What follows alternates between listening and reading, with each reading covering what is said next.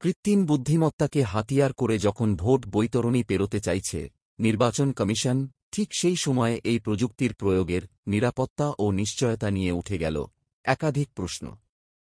বিশ্বমঞ্চে এই প্রশ্ন তুলে দিল মাইক্রোসফট। একটি রিপোর্টে মাইক্রোসফট দাবি করেছে, এআই প্রযুক্তিকে নিয়ন্ত্রণ করে ভারতের নির্বাচনকে প্রভাবিত করতে পারে চীন। চাঞ্চল্যকর এই রিপোর্টের পর তোলপাড় পড়ে গিয়েছে ভারতের রাজনীতিতে। আন্তর্জাতিক রাজনৈতিক মহলেও নানা প্রশ্নচিহ্ন দেখা দিয়েছে। মানুষের মনে প্রশ্ন দেখা দিয়েছে এই প্রযুক্তির নিরাপত্তা নিয়ে।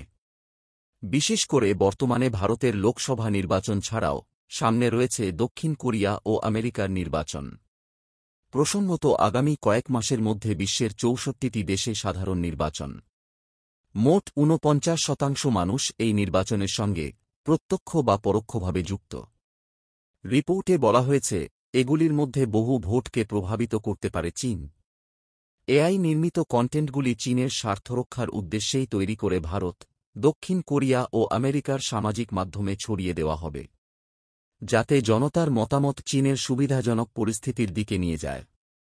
মাইক্রোসফটের রিপোর্টে দাবি করা হয়েছে, চীনা সরকারের মতপুষ্ট হ্যাকাররা উত্তর কোরিয়ার হ্যাকারদের সঙ্গে মিলে ২০২৪ সালে একাধিক দেশের নির্বাচনকে প্রভাবিত করতে চায়। এইসব দেশের ভোটকে প্রভাবিত করতে বেজিং ইতিমধ্যেই নানা পরীক্ষা নিরীক্ষা শুরু করে দিয়েছে। দক্ষিণ কোরিয়ার শত্রু দেশ উত্তর কোরিয়ার প্রযুক্তিবিদরাও এই এআই সন্ত্রাসের সঙ্গে সহযোগিতা করতে পারে বলে দাবি করা হয়েছে। এমনকি পরীক্ষামূলকভাবে এর ব্যবহারও শুরু করে দিয়েছে জিনপিংয়ের দেশ। যদিও ভারতের নির্বাচন কমিশন এই প্রযুক্তিকে শুধুমাত্র নির্বাচনে সন্ত্রাস দমন ও হিংসা রোধে নজরদারি বাড়াতে ব্যবহার করছে বলে জানা গিয়েছে।